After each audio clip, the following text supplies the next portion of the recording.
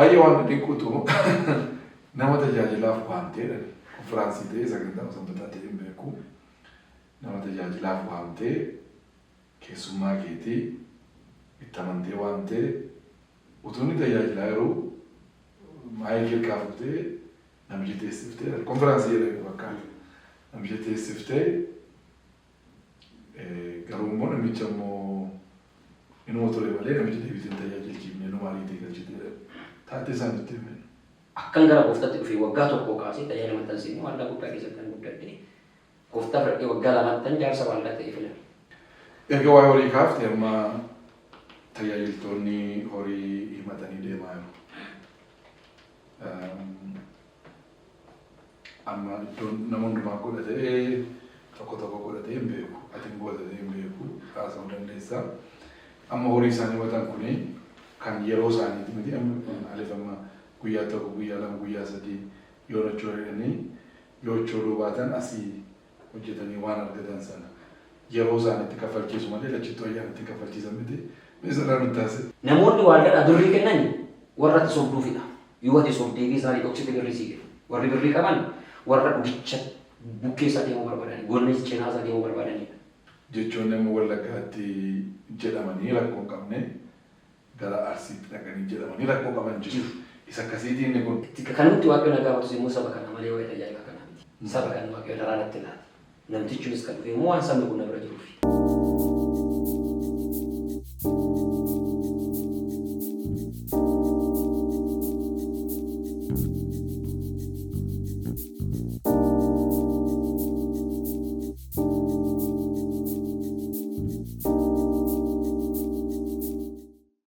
Attam jirtu jaallatamuuf kabajamoo daawwattoota Caffee Show. Caffee Show torban kanaa kunoo amma eegaleera. Amma immoo dargaggeessi jaallatamaa irraa barattu jennee nama nuyi yaadnu Raajii Fiqaaduu Moosisaa isinii qabadhee dhufeera. Amma dhuma sagantaa keenyaatti turtiin keessan nu duukaa ta'uun afeerraa keenya. Bakka nagaan dhufte. Akkami? Nagaadhaanii? Waaqayyoo bagalattu. Raajiidhaati. Waldicha kan geggeessus paastoriin jiran? Paastoriin jira. Paastoriin si jira jiru? Jiru. Ayyaanni sun akkamitti hojjeta waldaa keessatti ayyaanni namni tokko paastorummaas qabaatee raajummaas qabaata oofisa isaatiin ni jedha. Oofisa sana keessa ayyaanni oofisa sana lamaan nama tokko irra ta'uu hin danda'a? Nama tokko irra ta'uu hin danda'a.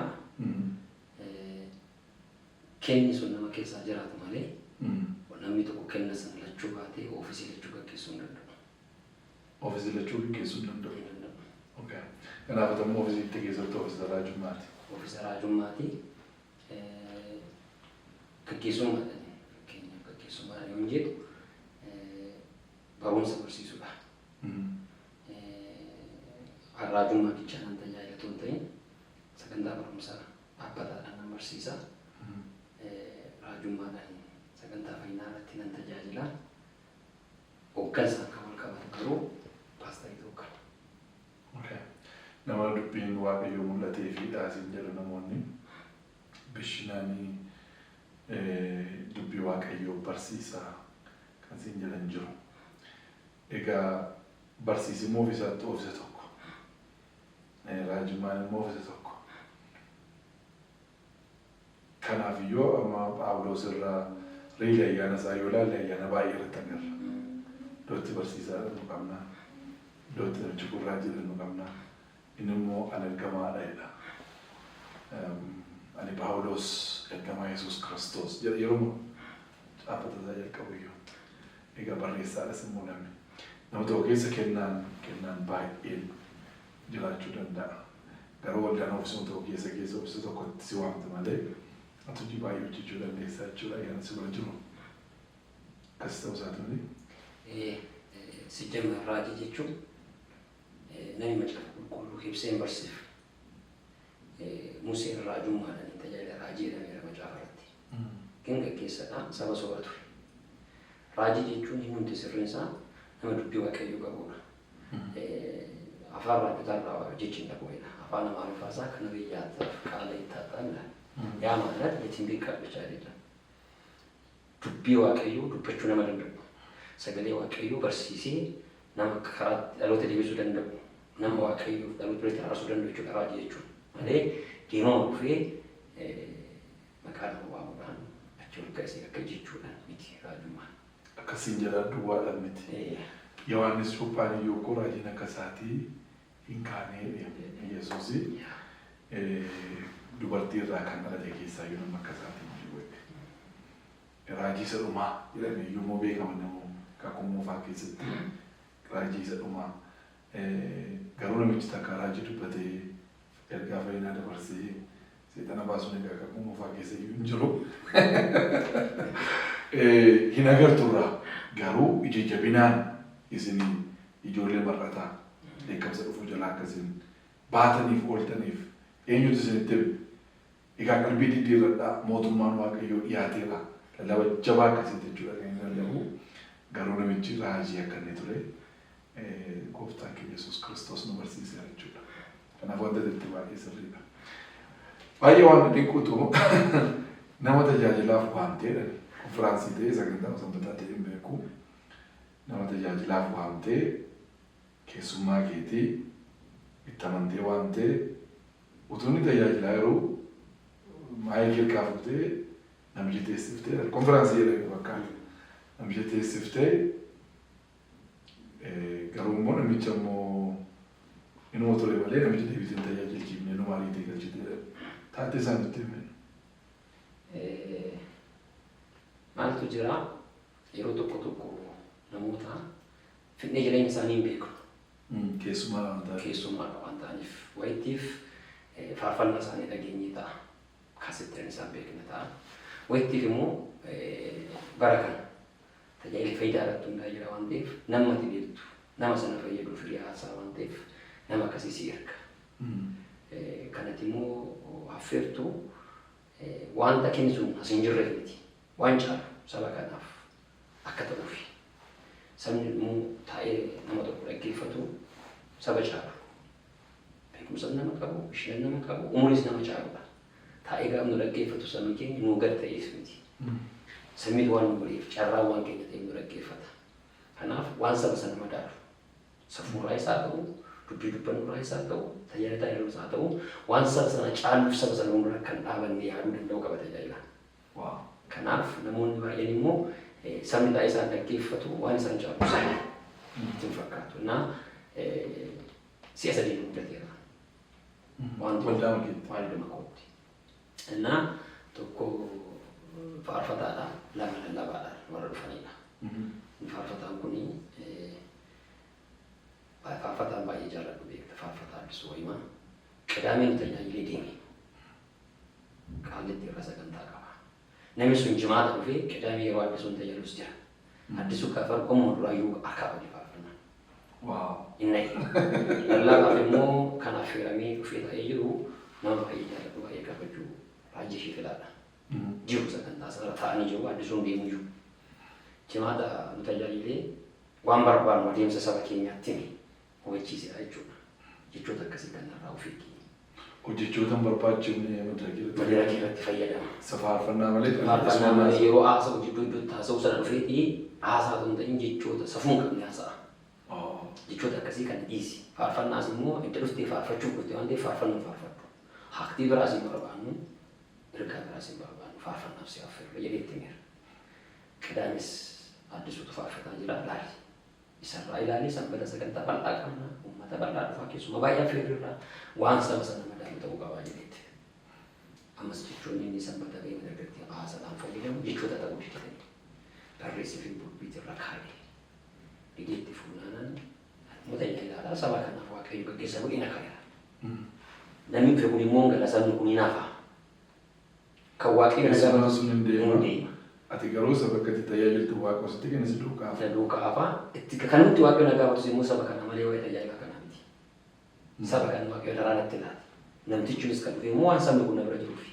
Kanaaf amilee saba kana akka miidhamuu barbaadu. Of eeggatee fira Musaa isa manaa danda'ame dawwaamee fide. Saba fidee dinatu fide saba kanatti. Janni jedhee maal gochuun qaba qoyoo hin argaan jedhe. Ergaan dubbadhaa qoyee Nata affeere waan ta'eef maayikii naga gochuu hin qabu hin danda'u naan taakkaluu hin danda'u. Maayikii harkaa fuudhee. Tumanni haasa'aa. Tumanni haasa'aa jiru. Maayikii harkaa fuudhee qolisa sanaan jedheen ijoolleen wallaa keessaa faarfatan jiru. Musheebii kan godhan. Ijoon keessaa nama tokko waamee musheebii gosi godhii jedhee faarfannaa faarfannaa homaa godhiitti. Faarfannaa harkisu tokko. Olladhee dangaraa tasaasii jala kan jiru tokko faarfadhu jedhee. Jechi isaan musheebii gaafa godhuun isa cumatte dhaabee gubaa eebbisee raajii shi nama dargaggeessa affeere. Bu'ee taa'e. Sa'a boodas nama dargaggeessa akkan hin deemine nama dhoowwee. Nama gaafa deemu akkuma keessummaa kamittuu kabajaan akkuma waame kabajaan karaan gaggeessuu qabuun gaggeesseera. Madargeetti garuu hin beeksifamu. Kennuufiin sirra jiru. Narra jiru otoo namaan hir'ise. Waan ani isaaf yaade kennuu nama gaggeesse. Kennaa yeroo kennitanii otoo isaanii dhufin murteessitu moo tajaajila isaanii ilaalanii kennu? Murteessanii kenna. Yoo baay'ee itti gammanne dabaluufii dandeenya. Gin itti gammanu dhiibnus hin ka'a. Jennee waa yaadde dura murteessinee waamna. Kanaaf namicha kennitee wal geggeessi. Si hubateera? Hiikamee deemee dallanii deemee dasiisna himateera namootatti. Akka nama godhine. Maayikeen harkaa fuudhee namoonni itti baasee namoonni na himateera. Na himachuun isaa sun immoo nama nama godhu. Deebitee waamu. Tuusaa iddoo tokkotti laafeera hojii tajaajilu.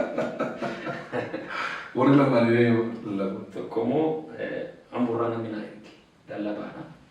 Amma naannoo kirchii kana jira naan jedhe. Tajaajila biraa affeereen na jala hafe rakkoon na mudate jedhee konfiraansii qopheessee saba ofii kootii tajaajilummaa tulfaateefan nama bakka nama sanaa naa gugedhee gaafannaan namni nama akkasii jira raajii abalbee nama itti maqaa naa kennu mattaatima qidaamii galgala naa dhufe. Toon affeereen dingata ka'ee naa dhufuu isaatti kabaja guddaan qabaaf. Dingatuma har'uma nama barbaadee ganama bilbileetii sa'a booda naa qaqqabe. Sana ta'utti baay'ee itti gammadeera. Qidaamii galgala akkuma dhufee inni tajaajilee natti tulle hin beeku kan takkaan beeku nama naa erge. Na tajaajilaan ofii kootii hin beekne na firu. Muna walitti ta'anii. Kanaaf galgala bakka boqonnaa isaati iddoo siree geessistan raata nyaachisee haasofsiise. Annu wal taatee miti xaaliyoon fakkaadhe iyyuu nama waaqayyo amanii adaraa natti laate saba natti laate sabni na jala jiru immoo saba na caabe. Barumsaanis bishannaanis turtiidhaanis jechoota xixiqqoo akkasii akkam fayyadamne adara. Sabni keenya sin dhaga'u. Milkooftis tajaajiluu hin dandeessu dheettime. Namoota waldaa biraa namoota baata kiristaanaatii gadi falayyaa waameera.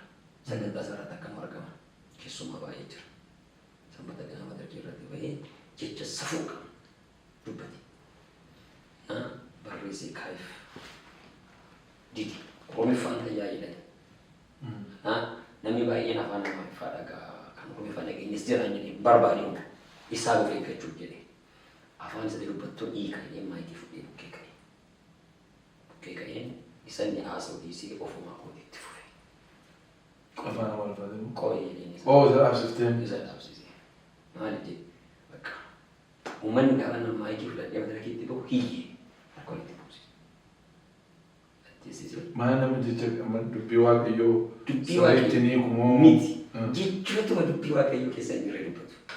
Amma jechoonni Oromoon saba bal'aadha. Jechoonni amma Wallaggaatti jedhamanii rakkoo hin qabne gara Arsiitti dhaqanii jedhamanii rakkoo qaban jiru. Isa akkasiitiin kun miti. Jechootuma amma fakkeenya loqonni Wallaggaa Shawaa gidduutti haasa'amu jechi safuu waliin qoodu. Safuun isaa safuudha. Macaafa keessattis immoo jechoota akkasii kana si fayyachiisu waan si hin jiru jechi macaafa keessa jiru waraabamee hin dhumu hin fixxu. Fakkeenya bisoo barbaade jechaa bisoo barbaade mammaaksa boona mammaaqa jette jechi macaafa keenya keessa jiru garaadha. Namoonni akkasii kun raajii ofiin jedhanii jecha macaafaan jechuu warra hin dandeenye jecha taaksii taraa dhufanis jawaarsa taasisaa hin jiru. Maalni amma sabichi callumaan arrabsu barbaade moo? Inni fakkeenya fayyadamuudhaaf miira keessa galuudha gaafa jechoota argamu danda'udha. Namoonni tokko tokko waan namni kolfuuf se'anii isa namni isaanitti kolfu waan gaarii waan ifatan jiru. Ati sabatti kolfitaa waan kolfituuf se'a. Jechoota kana warri baran itiksii warri hin qabne gadi dhiisii ta'anii karaa maraadhaanii kan raajii ofiin jedhan ergamaas kan ofiin jedhan sababa immoo karaa irratti qabatanii sabbaa sabaadhaan ta'an jiru. ofumaa isaaniitii jireenya wambadummaa keessa ta'uu hin bahin maqichaa kan deeman. Maatii harkaa fuudhee nan buuse. Sa'a booda fumaa gootee waan tajaajilee tuman jiru. Taa'imsa dhaggeeffate. Taa'ima dhaggeeffate. Sanbata guddaa si godha waliin galu. Sanbata guddaa ganama keenya akkas godhee ganama sana harkaa fuudhee isaa nu faana nyaatee sa'a booda na deebiin ofii kophaan tajaajilee halkan numa bira siree budee sanyoo ganama siree isaatti dhaqee tiraanspoortii kennee fi gaggeessee hammatte. Eegisee gartee ta'anii. Tokko immoo baay'ee nama jaalladhuudha. Nama guddaa akkasii. Baay'ee irraa tajaajilameeras. Waldaa guddaa gaggeessa ammuma waldaa qaba. Tajaajiltoota gurguddootu isa kan taffiranii tajaajiltu maqaa beekamu beekutu nama hawaasaati. Inni of beekuu danda'a yeroo naasa'u kan nyaatu san beekne malee. Yoo nan jaalladhuuf waan akka baduuf waan tureen si affeera. Buusii nuufuu buusii nu walitti nu qabsaan ta'e nu guuriin jenne. Horii walitti nu guuriin jenne. Jenne an tajaajiluma kan nu kenna keetiin uummata kana taa'ee waa. Dirreetti nu qabeedha waan isa dabalu qabu walitti qabu isa waan irraa sumaan qabu. Gabii irratti hundaa'een isaa affeera miti. Isaan kana baranii amma nuun si galche mana naa kennita dhabne waa'ee isaa namoonni bara kanaa waan ta'eef. Naa ituma dallee guutuu barumsa gaggaarii barsiisaa jiru kennaa waaqayyoo nuuf kennee barsiisaa bataam asdannaqee manitti. Gubbaa akkas jedheeraan yeechirchi maa jiraatu achi hojii jedheeraan warra waan dhageessan godhaan namarraa fudhatan. Waan qabatan kiisii keessa ol baasaa ol kaasaa eebbisinaan jedha waaqayyo saba kana. Lallaba isaa raawwatee kadhata keessatti. Ganaatti deebi'a lallabatti jidduutti sabbar zeenaa godhee seenee. Innaa ka'ee dhaabadde akkas mudhii koo qabadee muka dhaabadde. Waan jiru keessa galeeraa. Meedaa irratti immoo konfiraansa jedhamee qopheessee galma dargaggooti. Uummata bal'aa jira kan miseensa keenya haala ta'e. Namoonni voltiin haala ta'e barbaaduudhaan jiraachuu danda'u. Kanaaf kadhatee ka'ee akkuma qabattanii jirtanitti fidaa goottanii. Dhaabadhaa inni hedduun jirtan dhaabadhaa. Namni tokko kan socho'u hin jedhee. Adargatti jattanii hirchuma daliyaa waan hin taa'e jiru bahe. Maali jennaan isa ammaa kana namni tokko kennitanii barbaadu. Fedha keessanii haala saamichaaf miti kan walitti si waame. Dubbii waa keessa itti muufi firrii keessatti badhaa warri barbaadu. Warri barbaadan fedha keessan ta'e kottaa kenna. Warri hin barbaanne dachaalee. እንደዚህ አይነት ሴት ወጣ ቢሆን ከና ከና ቢሆን እንጂ እንደለ ተጀላ ቆርቁቴ ነካንስቴ ነሰብፍቴ እንተየ ይዘጣኑ እንዴ ዲኒ በርባና እንዴ ሲንከስ አንሳ ብቻ ቤተሰብ ካለ አይ በርባና ጋባቴ ነሚ ከነ ከኒዳ ፍጅርተን ኮታ ቶየኔ ጋቢና ከኒ በርባጅ ሳራ ወንደ ክርስቲያን ከኑ ጋቢ አቲ ኪሲ ኪስ ዋን ወልባዝ ነቴ ለማንካይ መካይር ሲፊዲ ወጀቹ ሀን ከኒ ሁሉ Samicha. Wow.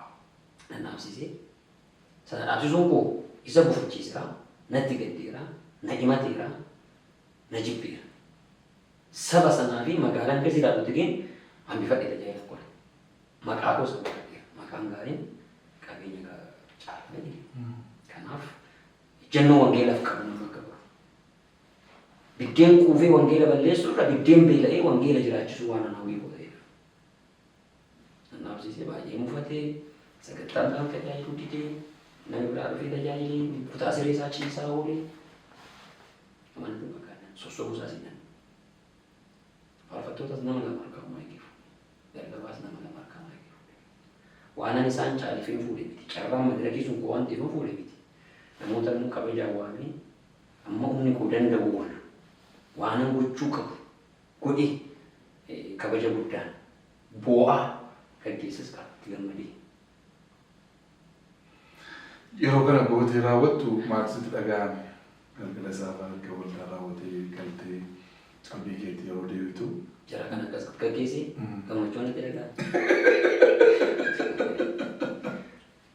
Eessaa miti jedhuun akkasii? Ani gaafan gara gooftaatti dhufu rakkina keessaan dhufu. Beela'ee waan nyaatu waan dhugu waan uffatu dhabeen dhufu. Maatiin koo maatii gooftaa qaban keessatti dhalanyaan maatii gooftaan beekan keessatti dhalatee guddate amman gaa'ela gahutti ammana gooftaas baay'een turre gin akkan gara gooftaatti dhufee waggaa tokko kaasee tajaajila maxxansee waldaa guddaa keessatti kan guddadde gooftaa fudhadhee waggaa lamattan jaarsa waldaa ta'ee filame waldaa shan ture hawaasaa waggaa lamaan har'aa gooftaa fudhadheen jaarsa waldaa ta'e filamee waggaa lamaa jaarsa waldaa ta'e filametti waggaa isaatti immoo tajaajila yeroo guutuu ta'ee muudame. Waldaa keessatti bishina fudhateera. Bishaachuudhaaf immoo gatii waggaa dheeraa si gaafata miti. Of kennuu si gaafata. Zakkiyoos jecha tokkittiin bishaatanii birriinis hanguunis homtuu haafuuti mana kootu waan qabu gargar qoodee hiyyeessaa nan kenna naman sobaan akkasitti immoo dachaa lama nan kennaa jedhanii yoom barate yoom cuubata fayyinni mana kanaa ta'a jennaan jireenya namichaa jijjiiranii Yihuudaan immoo Yesuus waan dhiibee dinqiltaa marii argeera. Gini Yesuus birrii gurguree birrii fudhate birrii caalchifate.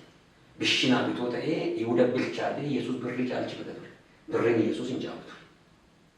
Kana nama Phaawulos guyyuma sadiitti jijjiiranii dubartiin Samaariyaa seejummaan beekamtu tokko amma dhuftee haasofte gama magaalaa deemtu foolii zimootii irraa badee Yesuus shakkataa dhatte.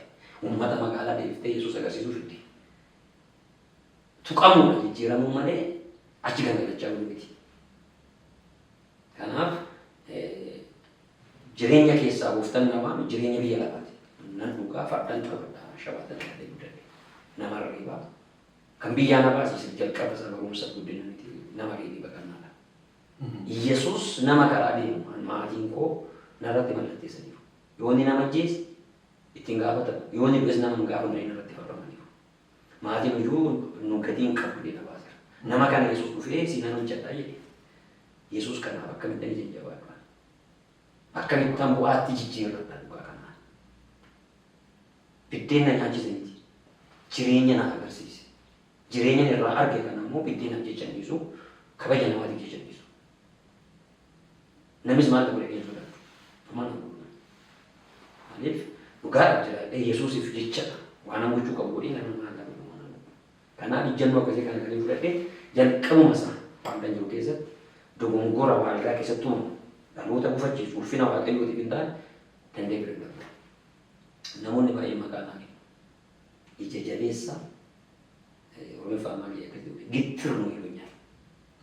ግትር ነው የተባልኩበት እውነቱን ስለምል ነው። akka dargaggeessaa maaliidhaaf akkas jettee hin jiraanne dargaggummaan akkas nama godhu gadhummaan akkas nama godhama. Kanaaf kanarraa hidheedhiin namoota waggaa dheeraa deemanii ni dhufan. Haasuusis baay'een jaalladha, dhaggeeffachuus baay'een jaalladha. Maal ta'ee waggaa amma kanaa mi'aa hafteeti, urgaa hafteeti jedhee namoota gaafatu qaba. Kanaaf jireenya isaanii sanan jiraachuu urgaa hafuuf mi'aa hafuun Yesuusiif jiraachuu adda ta'ee isaa jiraatee urgaa mi'aa hafuun barbaada. Daboon barbaadu waan ta'eef.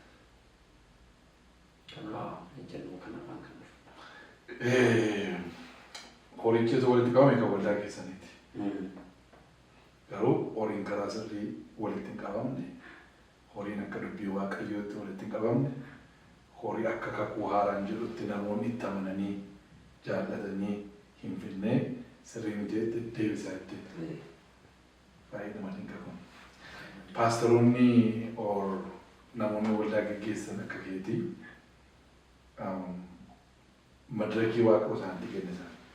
Eeguudhaaf maal gochuudha wanti dadhabe? Amma waldaan ani tajaajilaa jiru kuni waldaa ministeera jedhamudha. Sis bilaantii godhe? Anatu bilaantii godhe. Waldaan rakkoo qabdus immoo waldaan namni baaksitan bilaantii godhe. Bargit waldaan bara kamii namatu bilaantii godhe. Gabrieliin gabbu'ee midhaan gabbu'ee hundeessi jiru. Maqaan Yesuus namaan hundoofte. Doktor Laambeetu dhufee hundeessi waldaa Qaaleewwati immoo dhabuu infeesuma namni hamsaatu hundeessi. Mulu wangeelis immoo namumaan hundoofti ka'umsi ishee. Nama muraasarraa ga'ee waldaa ta'a ijaarsa qabdi. Waldaan bara kana namaan jalqabdu iyyuu ijaarsa hin qabdu waldaan ministeera. Kan abbaa manaaf kan haadha manaati. Akkuma kan biizinasuma dhuunfaati. Biizinasuma dhuunfaati. Maaqichatu shifanii afuuraa qaba malee biizinasuma dhuunfaati. Sababbiin isaa ati farraamii taate, ati akkaawuntaantii taate, baankii maqaa keetiin bananii biizinasiidha malee waldaa miti. Biizinasiidha malee waldaa miti. Dhibee waldaa gaafa jennu immoo waldaa ministeera keessatti barakata kannanii silan waldicha keessa jiruuf dubbachuudhaafis yeroo hundumaa diffiratii isaa godhadhuu fi waldaan amma jirutti nyaatee dhugee gaafa nan du'e haftu miti mul'anni waan biratti kenna. waldaatti fuftu. Waldaatti fuftu. Itti fufuuf immoo har'atoo jiruu kan itti fufuu qabu. Otoo nan jiru namni tajaajilu irraa ka'uu qaba. Otoo nan jiru namni lallabu ka'uu qaba. Namni raaju ka'uu qaba. An taa'ee abbaan ta'e raajuu danda'uu qaba. Tuma namni baay'ee keessa jiru. An taa'ee abbaan ta'e lallabuu danda'uu qaba. Tuma namni taa'ee jiru. Har'aa namni anuma bichaa dhalee waldaa dhufa yoo ta'e waldaa keessa dhaloota bakka bu'u miti Yesuus hunduu hin jiru. Ansuma laalee waldaa dhufa yoo ta'e waldicha keessa Yesuus hin jiru kaffaalu jira. Waldaa deeganii dhufu Yesuus ilaalee dhufa kenna keetiin eebbifamee gala. Amma waldaan bara kanaa nama waaqajja dheeraa miti. Nabiyyiin tilaatu jira dheeraa. Inni hin jiru ta'an immoo miidiyaa irratti namoonni tokko tokko rumti miidiyaa qaban nu jaallamu qeequu koo miidiyaa inni haffaa kun dubbanna wale. Biyya akkasii waan deeme raajiin waldaan cufaadhaan beeksisanutti miidiyaadha. Du'ee miti Itoophiyaa keessa haala yoo deeman manna laalfatti waldaa cufaa taatu jira Itoophiyaa keessa. Kana jechuun maal jechuudha? Biizinasii taate diriggiitii namichaati malee waldaa Kiristoos miti jechuudha. Kan biraa namni Phaawulos caala dhiibbaa biyya lafarratti humni wangeela lallabee hin jiru. Waan hin daffaree waan hin tuqamne tuqee namni lallabe boodii gaardii fudhatee deemee hin beeku. Akka isaan kanaa waan hin baranneef ta'uu danda'a. Isaan kun kan yoo boodii gaardii dhaabdee boodii gaardii kan jedhuuni hiikaa isaa waan bifa ammaa akka hin beekan. Amma Ingiliffa jechuun isaan marraan baran Ingiliffa sin beeku boodicha. Innaa boodii gaardii jechuun eegduu foon kana jechuudha boodii bichaa jetti. Malee lubbuun eegdu. Innaa jarri dhimma foonii malee dhimma lubbuun qaban jechuudha. Maalidhaa boodii gaardiidhaan deemanii yeroo baay'ee ofis gaafatte waaqas gaafateera. Waaqas hin amanan amanamummaas waaqarraan qaban jirri. Of sodaataa waan deemanii foon isaanii eegsifatu lubbuu isaanii miti kan eegu. Namni lubbuu eeguu hin danda'u. Otoo eeganuu lubbuun du'uu dandeessi. Waaqas hin amanan amanamummaas waaqarraan qaban kanaaf nama qacartanii namaan deemu.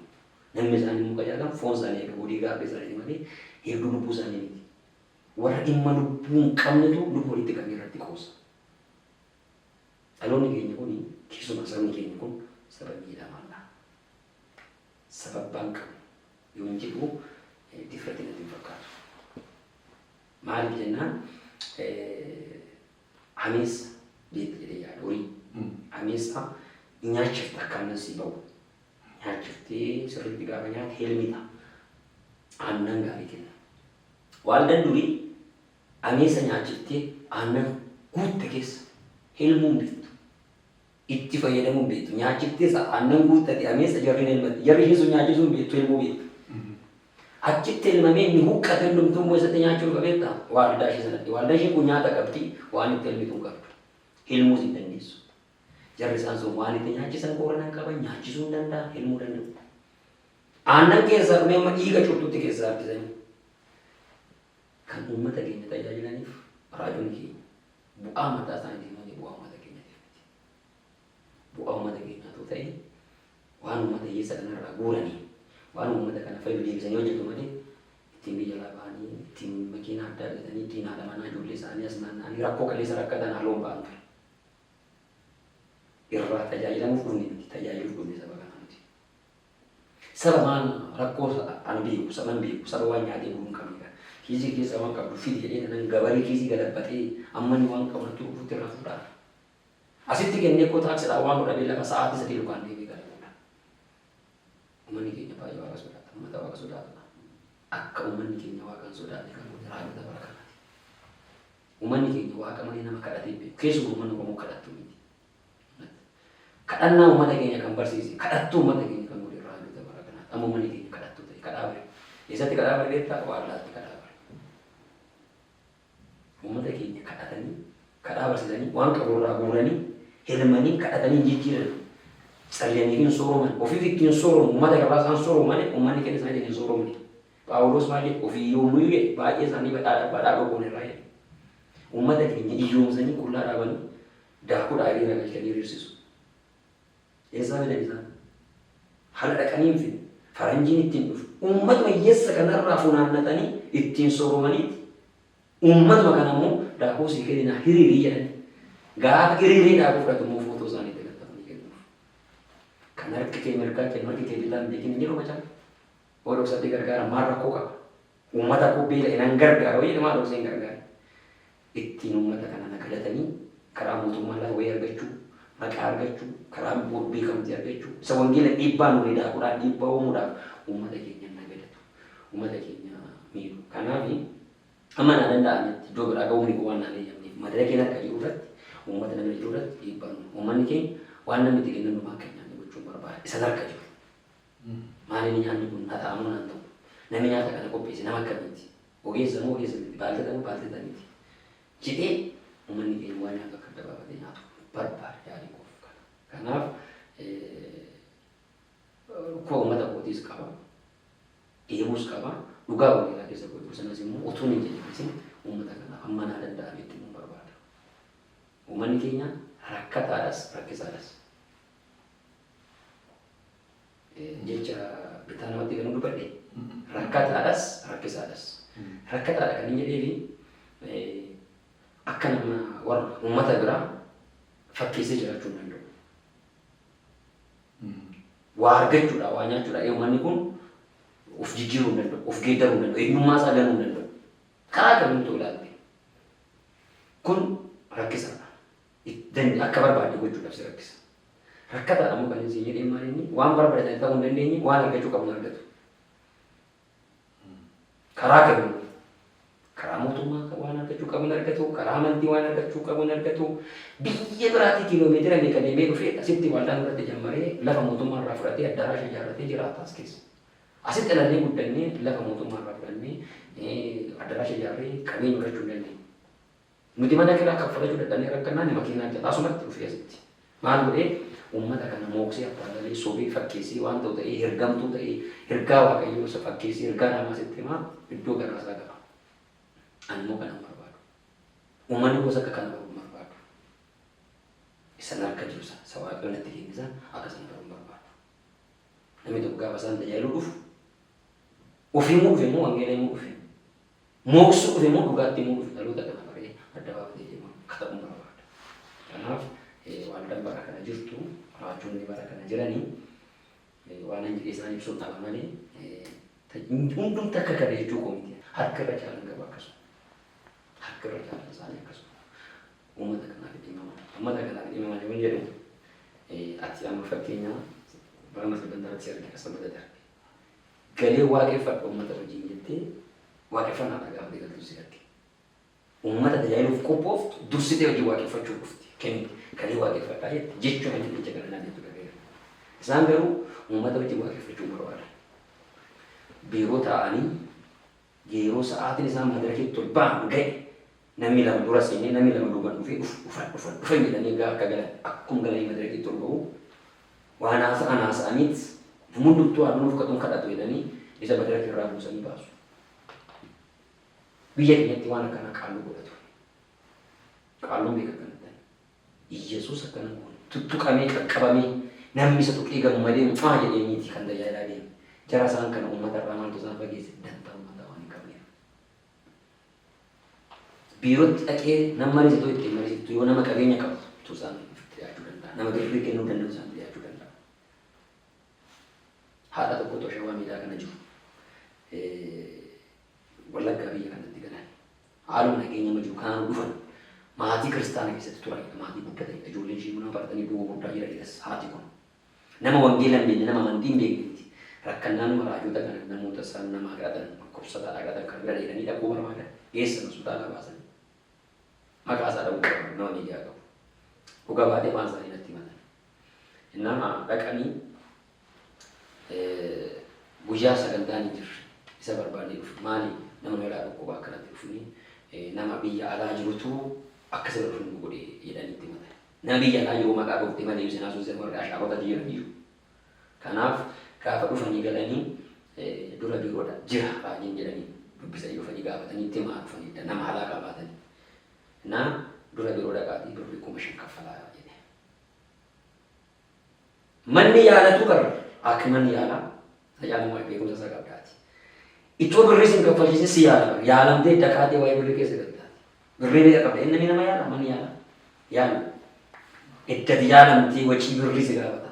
Namatu akka raqaa hin gadhatin otoo zayitii ittiin naqee otoo bishaan ittiin naqee otoo soogidda isaatiin firfirsee dhaqee jira birrii 5,000 kaffalii kootu jedhee nama birootti nama yeroo raajii. Yookaan immoo tuqee ka'ee fayyiteetta deemee maal uumuun waan barbaadu kaanaan firri isin kaffalta kana caalu bakka jechi tokko afaan kooti jechi tokko afaan kooti baanaan waan meeqa hojjeta waan ta'eef homaa isin barbaachisu fudhaa galaa baay'ee dhukkubsatee jiraatee guddatti jiraate humnaa ol tajaajilaa biraa nama waantaa biraa tajaajilu achuma sababa sanaa waamanii maalumii bakka sinuma ta'ee bakka kadhadhootuma hodhuutu illee cinquu kana keessaa baatee haadhooti koo kadhadhuuf jedhan. Tajaajilaan kun miidiyaan qabu miidiyaan hin beekamu namuun beeku nama waaqayyo faana jiru. Hin dhaqee jilbeeffatee bu'ee akka irraa kaa'ee kadhate hin fayyite haati sun hin fayyite sagantaa galataa isaa irratti dhaqee argee. Kanaaf jarri kun raajiidhaan yoo jenaan jettan raajii miti hin jedha miti isaa raajii. Biyya keenya kana keessa guddii baay'ee argita. Guddii baay'ee. Adurreen lafee adurreen cabdi adurreen cabdi. Dibata zayitii inni kadhatee fayyitee dhugaa baatee waan dhaaluuf adurree dhugaa boo waan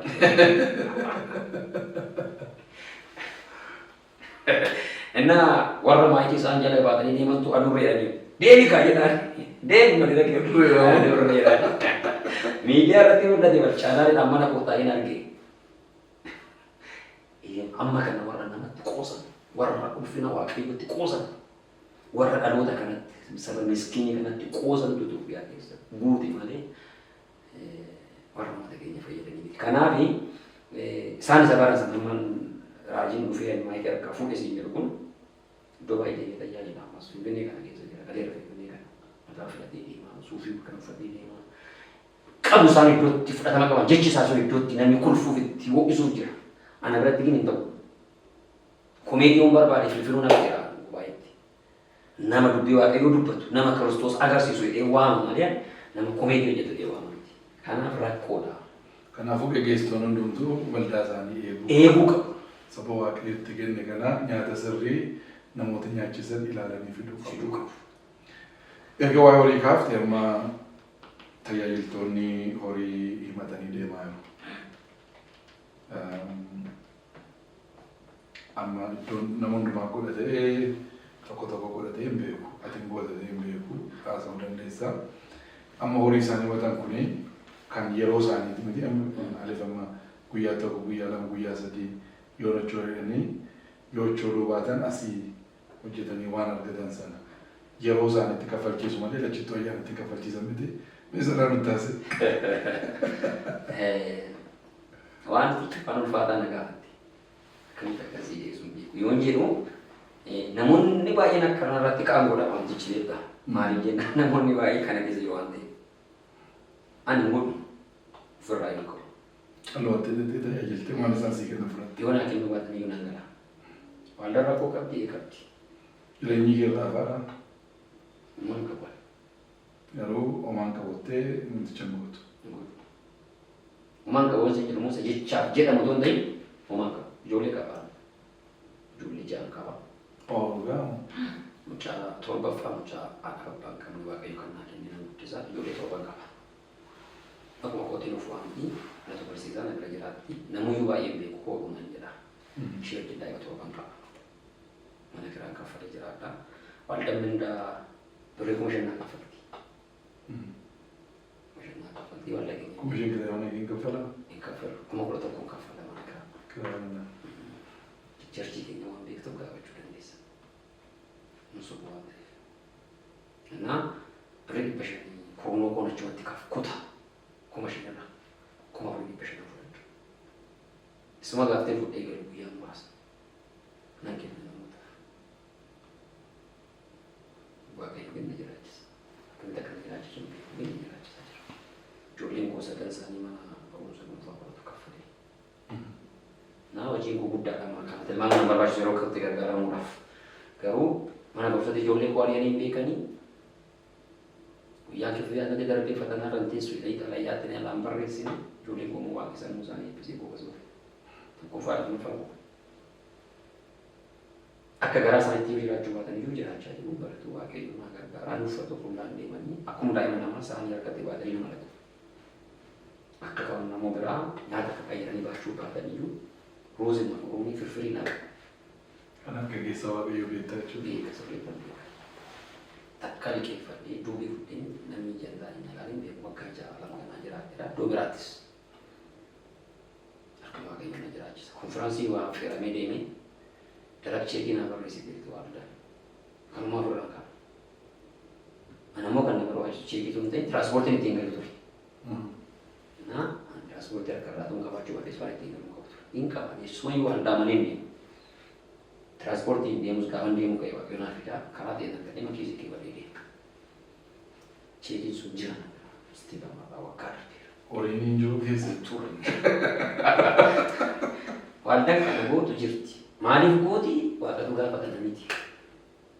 Wanti falman dhufu tokko illee waan bira.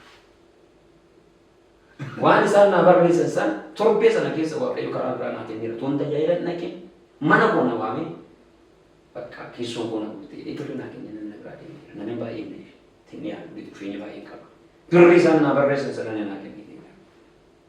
Sii kaffaleera jechuudha. Kaffalee waaqayyo naa kaffaleera. Kan na erge hojjetaa kan na godhate waaqa malee waan miti. Kanaaf maddees hin deemu naa kennis naa kennanii jedhu. Waan tokko tokko abal dhufee nuullolee birri amma kanaa kennanii fi gaggeessi jedhanii natti himanii 40,000 kennanii gaggeessi naan jedhanii natti himanii 40,000 kennanii na gaggeessu wala. Gammadaadha. Maaliif jara sanarraa ni gadhanii tun gatii dafqa. Jara sanarraa lakkaawwadha miti yaa. Waaqa sana waan irraa ni gadha. Hojjetaa sana godhe. Anjara sana maal galateeffatu sirra ayyaana jira hojjettanii mana waamanii madaraka isaanii saba isaanii naa kennu akka galateeffatu birri naa jala. Tosaan na waamne dhaqee kennan akkasii umuun sun tajaajila. Tajaajila gosaan immoo namni kaffayya. Kan itti gammadu nama fayyeef waaqa na erge malee intinaa miti. Nama bituu abbaa ta'e jiru sana miti. Kanaaf namoonni matarii deeman jiru anumtu immoo tajaajilaadha waan ta'eef nan affeera. Affeeree namoonni na gaafatan jiru. Ituman dhufinu amma nuu kiriite malee dhufnu kan naa jedhanis.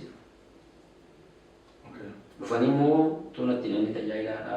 Tajaajiloota baay'ee gaggeessa. Wal gaafatu wal faarfatu ta'a. Nama kanarra dhaqxee beektaa furdaadha moo uffataadha jedhanii.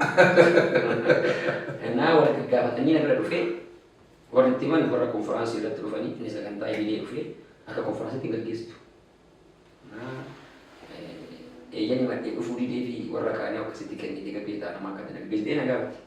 Isaan koo konfiraansii waggaa qophaa irratti si jaalumaaf qabnuuf si waamne kanaaf immoo waamni keenya danda'u jaala siif qabnuuf si affeerree si gaggeessine yeroo biraa konfiraansii irratti immoo waan kana caalu si gaggeessina jedhee akka hubatu godhee gaggeesse. Nama biraa immoo bilbilee sagantaa konfiraansii akkasii qopheessine sagantaa akkasii irratti jennaan nama biraa nama natti dhiyaatu natti bilbilchiisee dubartii dhabaafata. Yookuma soddoma naa kennitan takai asuma asitti finfinnee maalan kanaan fuudha. Sagantaa guyyaa meeqatti guyyaa sadii guyyaa tokko guyyaa guutuu nu bira ooludha. Sammata guddaa tokko ooludha. Kuma soddoma.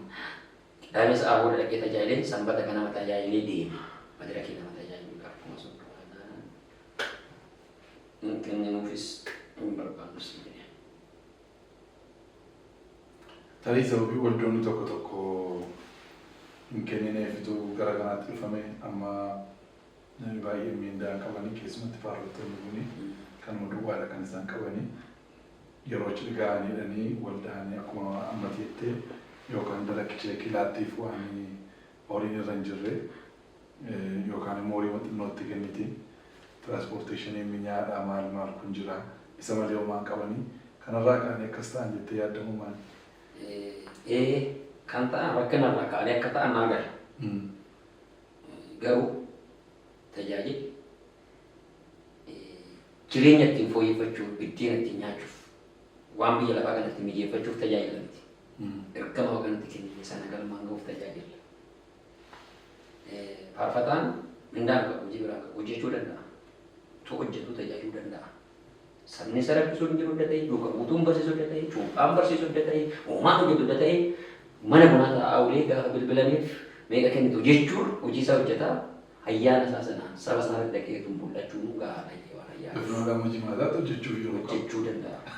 Haatu isa bu'a. Kanaaf amma maaltu dhufee amma sa'aatii amma jiru kana onlaayiniidhanii karaa adda addaatiin zuumiidhaan tajaajilu birrii kan argatu bara arabaa kana muuksuu birrii gorratu tajaajiluma biyya keessaa kanas birruma godhatanii bilbila isa kanatti jijjiira dhaqee konfiraansii lama bahee ko lamaan sadan tokko dhaqeetu dha'ee dhufe kana nan fooyyeffadhaa jedhee herreeggata taa'e. Kun waaqa tajaajilu miti. Hojii waaqayyoos hojjechuu miti.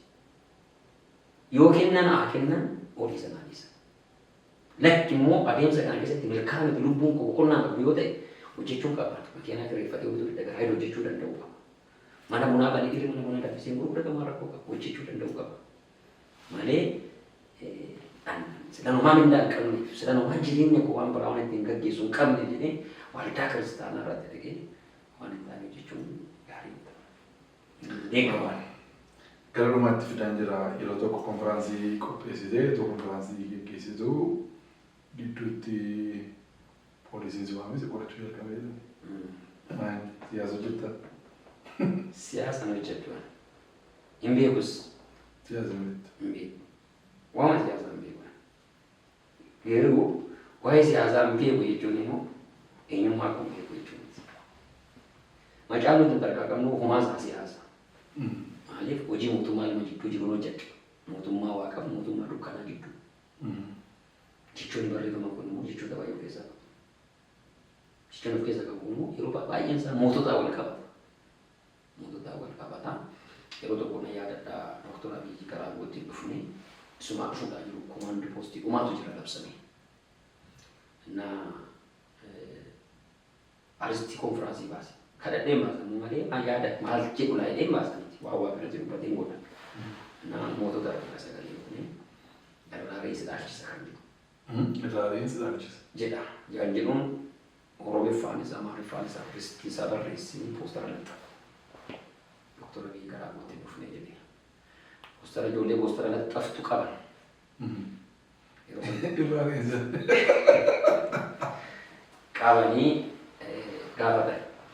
Gaafannaan ijoolleen immoo waan gochuu qabu. Hin beeknu nuti waan isaa gaggeessaa waan laxxafa eeguudhaan eeguunis bilbila koo bilbilanii keessa bilbila hin barbaadan ta'a kottu ijoolleen natti poostara laxxachiiftu yakka hojjettee qabamu jirti poolis xaabiyaa jirti jedhan.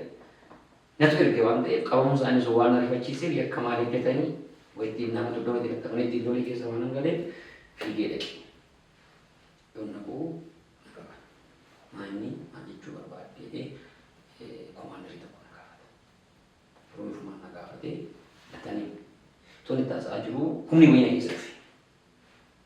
Koomaandarii jedhee waaqayyoo irraa kaasee irra kaa siddoo kanaan si kaasee na biraa deebitu kana ka waangoon qabamu waliin gaafate. Waaqayyo waangoo qaba garuu aangoo siyaasaa waan barii wal argatu waangoo qabu jedhe. Aangoo qabu jedhe?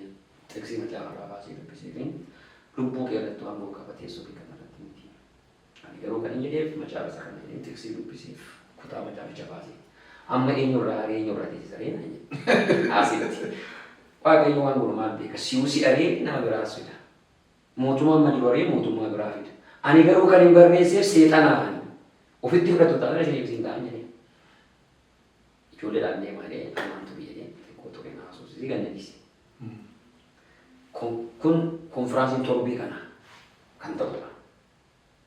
Kan poostara tollaxxannaa nu qaban torbee tokko dursinee laxxafna waan ta'eef. Amma kamisa sagantaa feenaa guyyaa guutuu qabna. Sagantaa feenaa sana guyyaa irra jirru sa'aatii booddee misaadhaan eegnee jirjiinaan dhufu poolisoonni lama dhufan. Ani si barbaada. Fiqaaduun si qoosee barbaada. Qaamandee. Nammas naasanii of eeggannoo na kennanii gannadiisan. Faarfattoonni jiru. Maqaa isaanii ta'uu nan danda'a namoota baay'ee bebbeekaman jaalladhuudha. Paastariin tokkos jira nama guddaadha. Cimaata tajaajillee, qilaalee ganama tajaajillee misaadhaan naa barannu.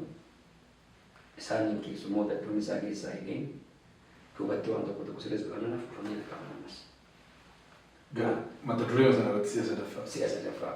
Wantoota rikkaardiidhaan sagalee keenya sagantaa keessa ta'e rikkaardii godhee sagalee keessa jira. Tiksii sana aristii konfiraansii waan ta'eef amma mata duree unan dubbadhaa. Nama uummata amma jeeqisaa jirta bakka uummanni hammas gochaa jirta irraa hariiroo dhaabsisaa ka'aa uummataa inni jettee uummata eeggisiisaa jirta uumma sagalee keenyaan jedhan. Ammas waan nu hubachiise keessumaa qaama sagantaa kan jiran sagantaa kana gahee gochaa jira. sagantaa fixee waan barbaadan gochuu hin dandeessu amma sagantaa qabutti nana guddaa isanii kana dhugaa jirutti jira. Namni tokko dhufee itti gaafatamummaa sana fudhaa poolisii kunis itti gaafatamummaa sana fudhaa mucaan waan akkasii keessa jiru tiksii macaa irra jiru kan inni fayyadamaa jiru gadhii isaa deemu rakkoo biraa akkasii yeroo ta'aatti itti gaafatamummaa nama fudhadhaa kan dhageessise. Amma immoo jijjiiramni kun adda dhufee yeroo waggaa lamaan kana lolaa Baqalee jalqabee konfiraansii qopheessin ni dara. Hiyya dhiigaa kan jettu aristii baafnu konfiraansii keenyarratti jedhamu cufaati. Jechi kummaa inni jecha siyaasatii iddoo biraa qabaa konfiraansiin qophaa'u jedhanii galmi isaan akka jira galma isaantu baay'ee waan ta'eef dhaboo itti gaafatamaan paartii immoo kiristaana na beeka. Gonkumaa mucaan kun waan biraa keessa hin jiru sirriidhuma jedhee waa'ee dhiiga dhangala'aa jiru kana yoo ta'e waaqni nu gargaara nageenya biyya keenyatiif dubbate malee siyaasa biraa miti dhiisaa baay'ee na gargaara. Cimaata konfiraansii jalqabuu qabaa kan jalqabame na godhan. Cimaata na ilaa hambisanii poostara laxxabnee beeksifni irraa kanaaf dirqamaa gochuun qaba cimaata waldaa gochuun qabaa sagantaan balaa qaba kan beeksifni achitti waan ta'eef qidaameen hayyamanii maaliin hayyamanii makalaakaa qabdee garsan biyya yoo dhuma mootummaa kana faana nagaa qabda ta'eedha. Mootummaa faana nagaa qabaachuun nagaa dhiisuu hin ta'in dhimma obboloota gootii waan jedhatu waan hundi keenya danda'u hin goonaan jedhe. Miidiyaa madirakii immoo gubaa'eedhaa qophaa'ee jira immoo keenya biratti haasofnaa naan jedhe. Uummanni kun uummata amantiidhaa dhufee qaamni siyaasaa dhufee sirratti naa haasofnu amantii kana faana rakkoo uumamaan ta'e isin hin kennu ergaa keessatti himamuun dabarsaa jiru.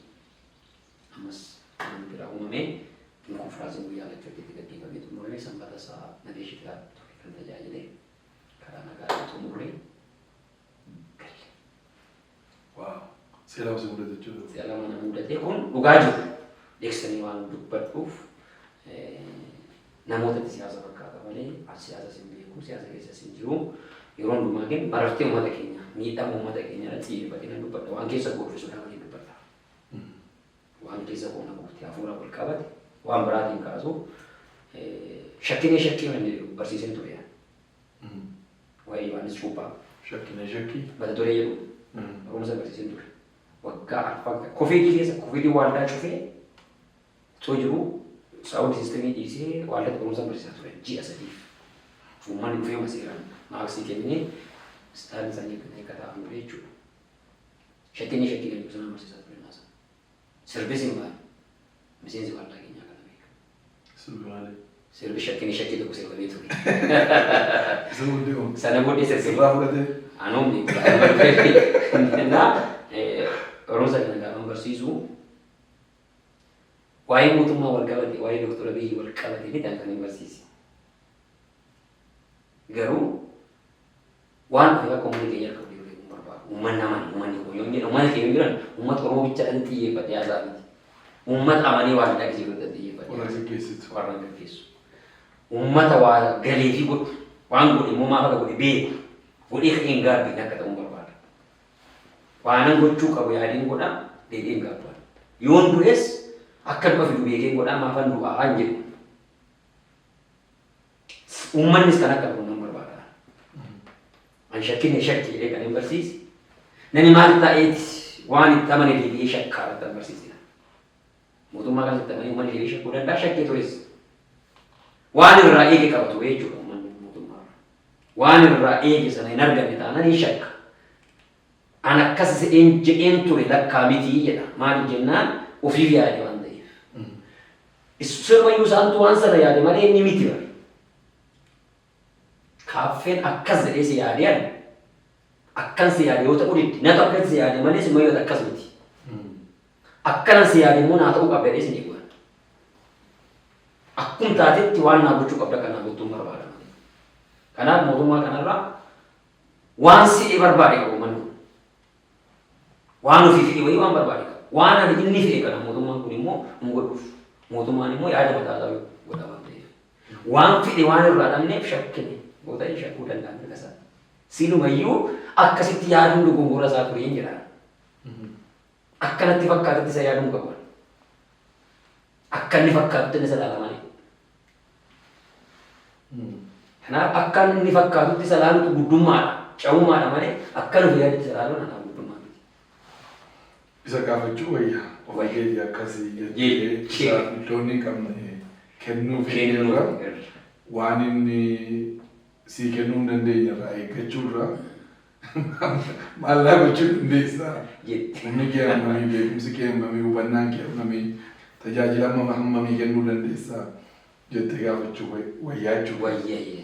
Kanaafuu hundumaa amantee duukaan fiiginaatti shakkuun gaariidha. Shakkuun gaariidha.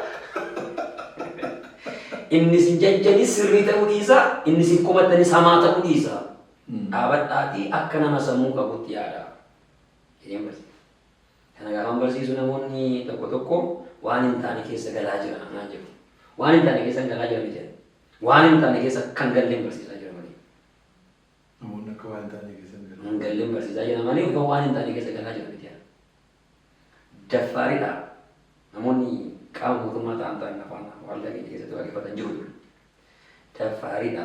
Rukuchiisa jedhanii qabu waldaa dhiisan jiru. Waa'ee mootummaa kanatti sitti bu'a naan jedhu. Ittiin bu'an. Gin dhugaana dubbattu sobatti numa bu'a. Ati aban taabuu jettee goota miti. Ati dhugaama dubbatta. Dhugaan sun dhaqee waan itti bu'ee qaba. Gaafa itti bu'u ittiin fayyuun nutu qeyyadu. Ani immoo maalan jedhaa dubbiin waaqayyo ani dubbadhu girgiddaa akka tuquufan dubbatanii akka nama tuquufan dubbadha. Nama tuquuturra. Malee xaara girgiddaa akka tuquufan haasaa miti. Namni ittiin tuqame immoo ittiin fayyuu danda'u qaba malee ittiin nageekuun qaba. Bara kana maaltu barame ittoo hataa jiru dhiisnatiin jettee deebisuuf waaqayyo si gargaara dabarsee sin kennu jettee akka ati beektu barbaada.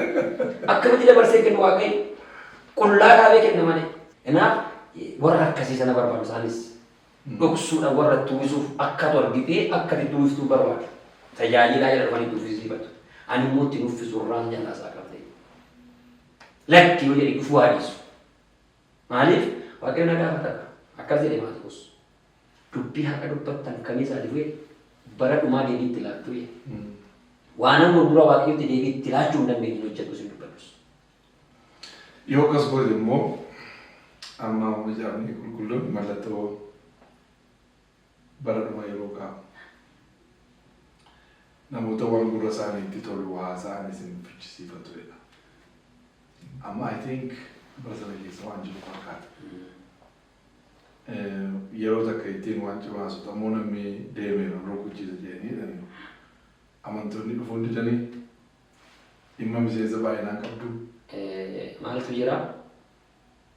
Namoonni dhugaan galee fi wangeela barbaadan inuma dhufu. Baay'inaan waldaa keenya immoo akka argite dargaggeessa baay'ata. Dargaggeessi immoo akka tasoo kan barbaadu. Dargaggeessi keenya kun gaafa irratti ilaalan duriyyee nama kaayyuu hin qabne fakkaata. Garuu kan kaayyuu qabu nama dhugaa barbaadudha. Dhaloota nama jiru. Dhaloota dhugaa jibbu sitti fakkaate. Dhugaa inni barbaadu namatti agarsiisu dhibe malee dhaloota dhugaa barbaadudha dhaloonni kun. Nan sobinis itti dhalamu. Sinuma sagaa kaasu nan sobin jedhee qaba. Caatii qaamaan nan sobin siin jedha. Sigaaraa tuuxan nan sobin siin jedha. Sana jechuun maal jechuudha? Soba dadhabeera dhaloonni kun. Dhuguma barbaada. Dhaloonni dhugaa barbaadu sun okkolaa malee dhugaa sana duukaa. Namoonni waaldaadhaa birrii kennanii warra ati sobduufidha. Yoo ati sobdee fi isaanii dhoksite birrii sii kennu. Warri birrii qaban warra dhugicha bukkee isaa deemuu barbaadanii, goonni cinaa isaa deemuu barbaadanidha. Warri dhugicha cabsanii duukaa deemuu barbaadan warra birrii hin qabne jeessa. Kanaaf waldaan keenya hiyyeettiidha. Kuma 25 mana garaa kaffaluu hin dandeessu waldaan keenya. Sababiin isaa warri birrii kennan hin jiran. Maaliif hin jirre kaan warra hatanidha, kaan warra hachiisanidha. Barumsa nama barsiisumuu isaanii mijatu ittiin tolu. Waldaan keenya alaabaa gaafattee waggaa 5 saayitti ilaalii baattee beekti. Nu booda namoonni gaafatanii waldaa fudhatanii itti jaallatan jiru. Biyya biraatii warri dhufan. Beeku sirriitti na beeku. Maaliif wanti isaan barbaadu waan hin taaneef. Kanaaf birrii iyyoomne malee hafuura ni iyyoomne qabna. Tajaajiltoonni bishaatu namoonni gurguddoon bira gaafa dhufan waldaan kun waldaa turii, waldaa durii fakkaata. Waaw fooliin jedhanii biraa deemu malee waldaa bara kanaati. Maafan dhufanii nutti gaabbamu biraan deeman. Iyyoomnuyyuu akkuma Yesuus jedhe waldaa umaan qabu jettaa ani garuu hundumaan guutuudha. Ishee sanaan waa hundumaan guutuudha jettaa biyyettidha. Kototaan guunnee waaqa dhabu ulfinni Yesuus nu faana jira. Kanaaf namoonni baay'een nu baqatu. Warri dhufan iyyuu immoo warri waa gochuu danda'an daarii qabatanii namni dhugichas barbaada nartis jiru narra jiru dadhabanii rarraa adeemanis jiru. Namoonni nuyi kuma waa gochuu danda'an natti maniimu si gargaaruu barbaanni adeemsi akka si gargaaruu nu goone naan jedhee na biraa deeman jiru. Dhumarratti waan jechuu barbaadu guddaa. Isin galateeffachuun dura dhaloota keenya dhaamsa tokkoon dhaama warra kana dhaggeeffatuuf. Keessumaa warra afaan Oromoo haasa'an Oromoo ta'an tajaajilaas warra jiran warra toon tajaajilanis jiran akka isaan dhaloota keenya kana eeganii barbaadu. Tajaajilaa maqaa dhaanii haa eegan tajaajila rakkoo qabu. Uummanni keenya miidhamaa akka ta'e hundumtuu akka biroonaan barbaada.